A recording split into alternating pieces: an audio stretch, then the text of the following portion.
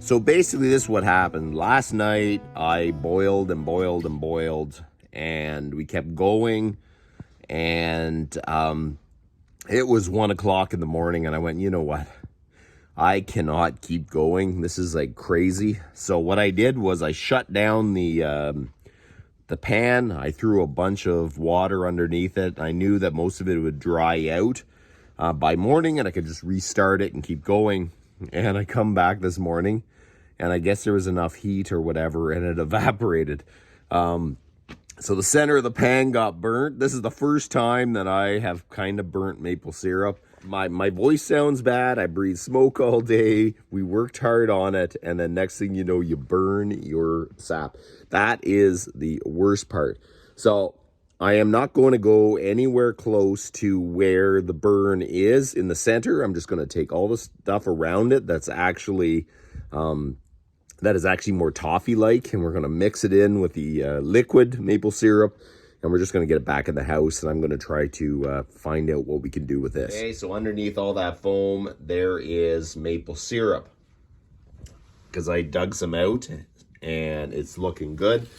So right in the middle of the pan, I guess the coals gave off enough heat to heat up the whole thing till it evaporated. What I think I'm going to do is scrape all the stuff that's way over, is way too dry. It's basically toffee.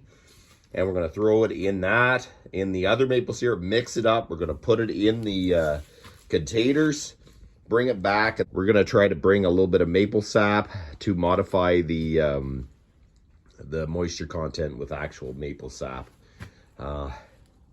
Oh, this is crazy. I'm just scraping as much as I can of the toffee-like stuff. We're gonna mix it in. Oh my man, oh man, oh man. I think that's all I can do with this stuff. Real stupid move. So basically I'm putting a bit of fresh sap and trying to mix it through the maple syrup and get it to a better consistency. Okay, so we're gonna try to mix this in real good with the harder toffee-like maple syrup. You know what? I don't know if this is gonna work. I know I'm gonna have maple syrup that will taste good, but this is definitely not the way. Well, this is definitely not my finest moment, for sure. It's still awful thick. You can see that more moisture is coming off, but that's unfortunate. I'm glad there is enough heat though to actually get it to mix together. Get some more sap. I guess I didn't cool down the coals enough. Okay, so definitely I'm going to bring this back to the house, and we're going to try to fix the maple syrup best I can anyways. I don't know if it'll be as good as if I didn't do this, but we're going to try to salvage it a bit. And then I'm going to bring you along so you can see if I can fix this stuff.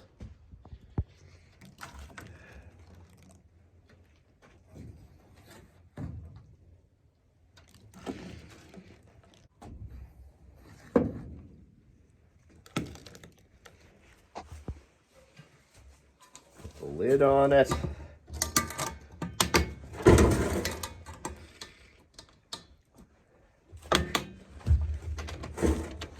Boy, that's heavy.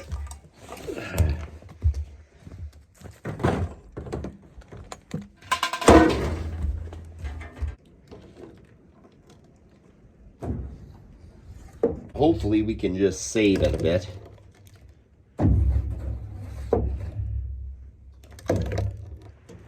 Okay, so we made it back into the house, and oh, this was a day I can't believe happened. But anyways, I've got like my maple syrup back in one container. I don't even know how much liters I'm supposed to have. I burnt quite a bit of it that I couldn't keep, so it doesn't matter. Whatever this is, I brought some sap back, so I'm gonna throw some sap into the maple syrup to get the right specific gravity. Right now, it still has a little way to go before it goes to 211. And at 211, it's supposed to be here if it has the right moisture content.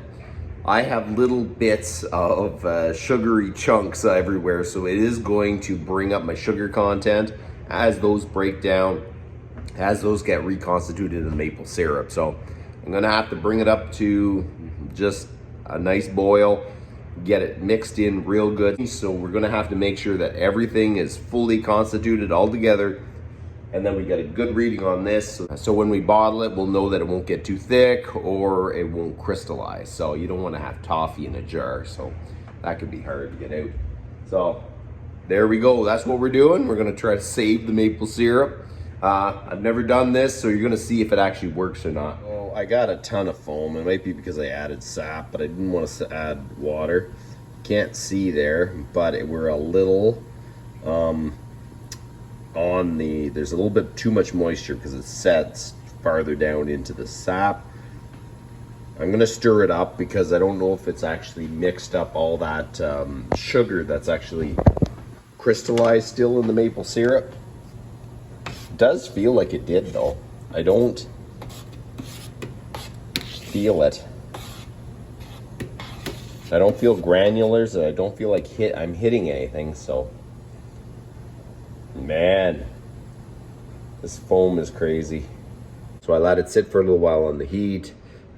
It's still a little bit too dry, so we're gonna add a little bit of sap to it.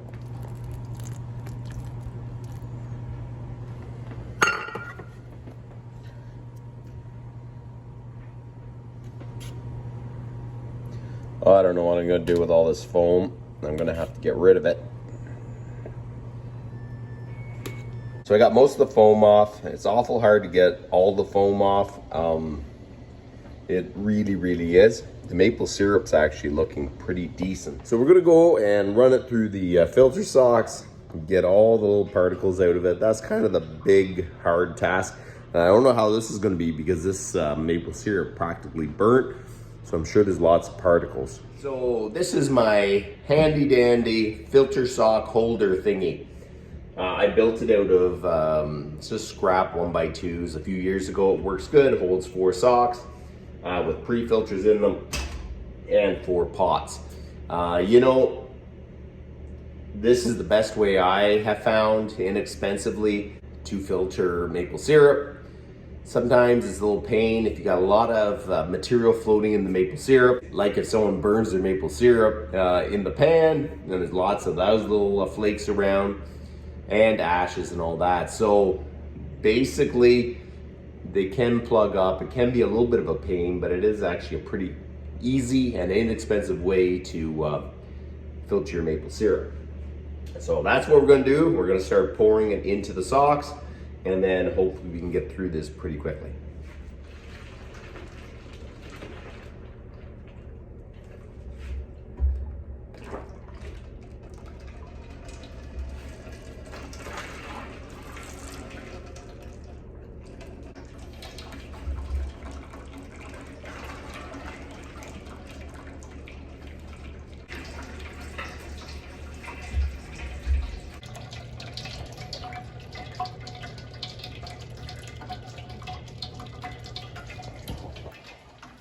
It definitely has a little more of a golden sheen to it than it normally does, but it tastes pretty decent, so hopefully it comes out good. The maple syrup went through the filter. It's back in the pot. We're gonna reheat it to 211. We're gonna recheck that the specific gravity is correct, because all that filtering, you lose moisture. So I just wanna make sure it's correct. And if it is, then we start bottling it. I end up putting like some old cookie trays underneath it and some room, because when you pour it, you spill some and a little bit, and you don't make a big mess of your counter. So I am at 210 Fahrenheit, and the hydrometer is way too dry, so we have to add just a bit of water.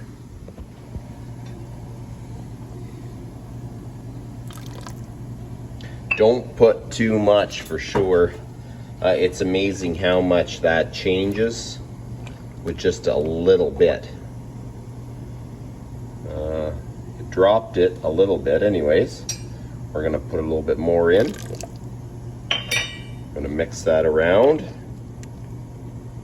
It's ready to go. It's at 211 and it's right on the money with the specific gravity, so it's good. I've tried to skim off that foam, but I've done the best I can. I'm just bottling it.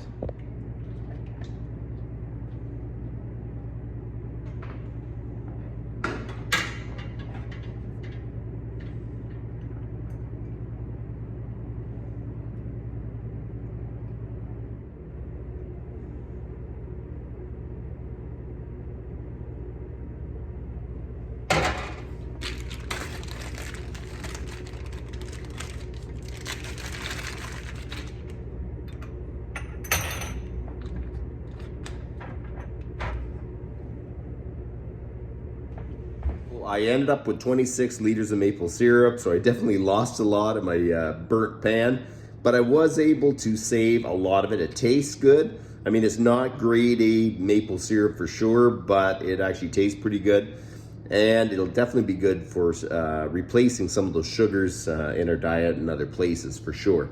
So I'm heading back in the bush to try to deal with that burnt maple syrup pan.